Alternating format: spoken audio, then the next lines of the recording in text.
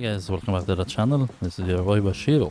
So in this video we'll be talking about how you can improve your defense in fighting games. Basically offense in fighting games is really easy, you know, because you're just pressing your buttons and you're running your game, you know, but I feel like defense is much harder to improve and to work on. But applying some practical things and things that you can work on yourself as a player to improve yourself will definitely help you step up your defensive game. So in this video I want to talk about things that you can apply basically universally in any fighting game. We'll be using Granblue Fantasy Versus as an example, but you can take these examples and apply them in any game. And also things that you can work on yourself as a player. So this video is targeted for beginner level players and also intermediate level players who are trying to fight, to improve their defensive game. Guys, if you enjoyed this video, please don't forget to hit the like button, subscribe, and share it with your buddies. And now let's go. So basically in any fighting game, for you to understand defense, you need to understand what are the offensive options in a game. So if I want to summarize it and like really general way, you usually have 4 offensive options in any fighting game. So you have the pressure, which is basically what we call a block string, which is the combination of buttons that you can press and your opponent needs to block them all consecutively. So this is what we call pressure. The second thing is mix-up. As you know, in fighting games, this is blocking. You block low for low attacks, for example, something like that. For mid attacks like that, you can block it crouching or standing. Or for high attacks, or what we call an overhead, you have to block it high. So if you block this while you are crouching, you will get hit. So mix up is when you're trying to mix up between the lows and the highs. And this is basically you need to switch your blocking to make sure that you don't get hit. The third thing actually is what we call frame trapping. Frame trapping is when you do a combination of buttons or 2 buttons like in succession that may seem unsafe, but in reality your opponent is just trying to trick you, so you will try to challenge it and you will get a hit. You will get hit actually. So this is something you need to keep an eye on. This comes with more game knowledge, and this actually comes with understanding the game. For a character like Gran, this is considered a frame trap, so you cannot really challenge it, otherwise you will get counter hit. And the last thing actually is, if your opponent cannot open you up with mix-up pressure frame trapping, they will try to grab you. Of course, you cannot really block a grab, so you have to do something called throw teching. Is when you input a throw, just to go out of the throw that your opponent is trying to do. And depending on the game, this can actually be easy and it can be very strict with the timing. After we discuss like the offensive options, let's talk about defense. You need to understand something. Defense is not blocking. This is part of defense. So blocking high-low, this is not defense is all about. There's many things that come into defensive play and your defense as a player. Because if you keep blocking, your opponent will be keeping their turn all the time, you know. And the idea of defense is actually is what I can do to make sure that the turn of my opponent is over and I can get my turn just to run my own offense, you know. So let's talk about how you can learn how to do that. Basically, the first thing you need to do is actually you need to understand what are the defensive options in the game that you are playing. So this varies from game to game, but let's take Granblue Fantasy Versus as an example. So definitely you have the normal blocking. In Granblue Fantasy Versus there is a mechanic which is a dodge.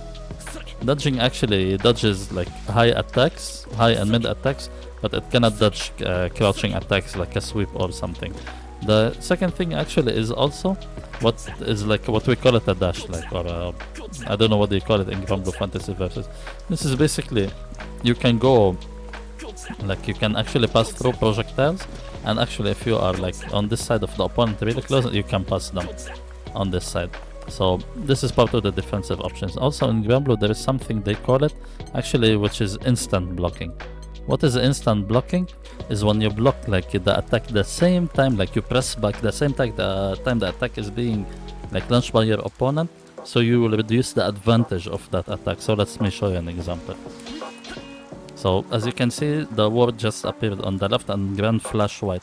So this basically means like the attack of Zoe, my opponent, will be much less safe, you know. So this depends from game to game. So maybe your game will have it, and most anime games they have this kind of mechanic, but for traditional games like Street Fighter or like that, you don't have instant blocking in that game. So now that you understand actually what are the defensive options in the game, you need to understand what are your defensive options for your own character. So let's take Gran for example. So as we know, according to the game, we have the regular blocking, We have the dodge, we have the dash in, and we also have the instant blocking. But for example, for a character like Grant, he has something that's called the Dragon Punch, and as you can see, when you do it, you get an invincible indicator like on the left, like it shows the words invincible. So if your opponent is launching an offense and it has gaps, if you input the Dragon Punch motion, this will actually will interrupt their offense and it will give you your time. So maybe not all characters have an invincible move like that. Some characters, they can actually also do their super attack as a reversal. So this and super moves that have invincibility, we call them reversals in fighting games. So if your opponent has a reversal, it's part of their defensive mechanics. The other thing actually is that you need to know what are the challenge buttons of your character. So what are challenge buttons? It's basically the buttons that are quick that you can press and your opponent cannot really challenge it. So for example, this is what we call actually a challenge. So if we know like Zoe will do her job and she will be continuing like her pressure and we know that there are gaps, you can actually challenge it. This is usually assigned to light attacks and they are really fast. So some people, like when you are attacking them and you suddenly get hit by their jab, you will think like, oh my god, this guy is a gorilla.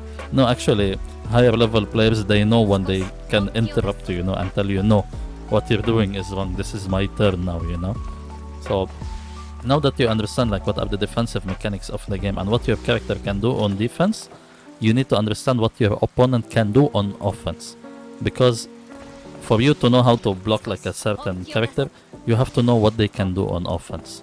So learn what your opponent can do on their offense, learn their mix-ups, learn their pressure.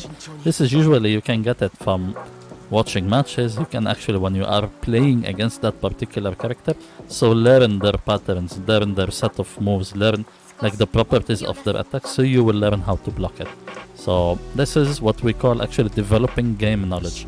So once you develop enough game knowledge, you will learn how to counter attack those scenarios of your opponent. So this is what we also call matchup experience. Now I want to ask you guys a question.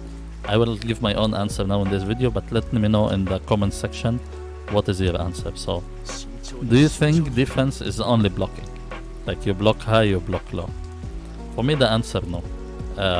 If I want to like explain it in my own way, I believe defense can be broken down into 3 different parts. The first part is actually the actual blocking. The actual blocking is when you cannot escape the pressure of your opponent or you cannot escape their offense and your only option is to block. So this is when you know that you have to respect your opponent and you have to wait out their offense, until you can get your turn. So this is part 1 of defense. The other thing actually is part of defense, what I like to call movement options. So for example, in a game like Granblue or mostly like most fighting games, when you do the backdash, which is back, there is invincibility frame. So if your opponent has gaps in their offense, you can actually just backdash out of it. You can actually also play out of the range of your opponent by using like your walk, your run, your backdash, your jumping. So sometimes like when your opponent, like they're running their offense, they have gaps, you can actually jump out of it, you can backdash out of it, So movement is very important in defensive play. It's basically like when you're trying to get out of the defense, because if you're on defense and your opponent is in offense, this is what we call a disadvantage state. It means that you have to block and your opponent can attack and he has the advantage over you. But usually when you use like your movement in defensive scenarios, you need to reset the situation back to neutral. And neutral means that neither you or your opponent actually has an advantage in that scenario. So if you know that your opponent has gaps and like you know how your character moves, like what are their movement options, use it for your advantage in defense. The third thing actually is what I like to call the challenge.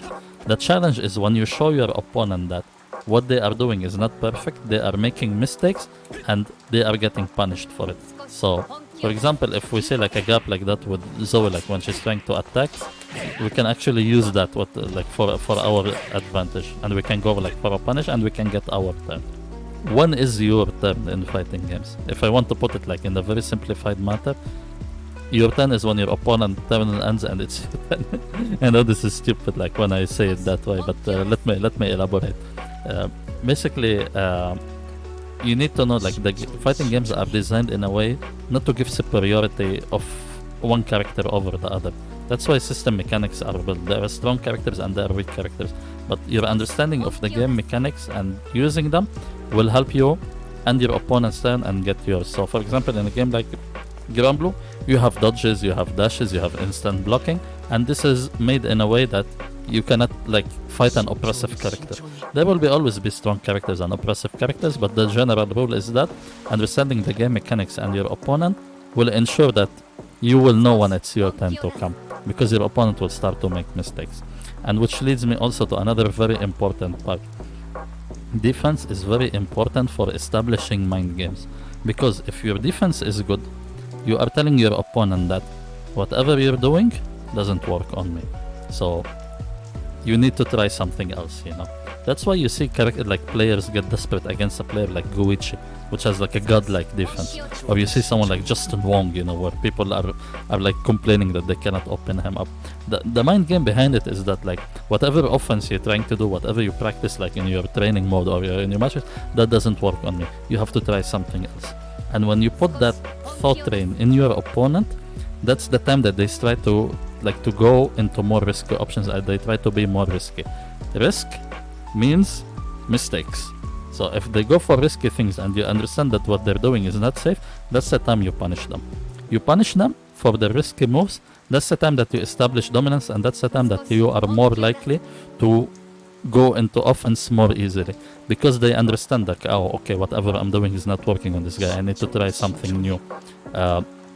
This move that I try to do risky, he understands what I need to do. So they start to feel oppressed.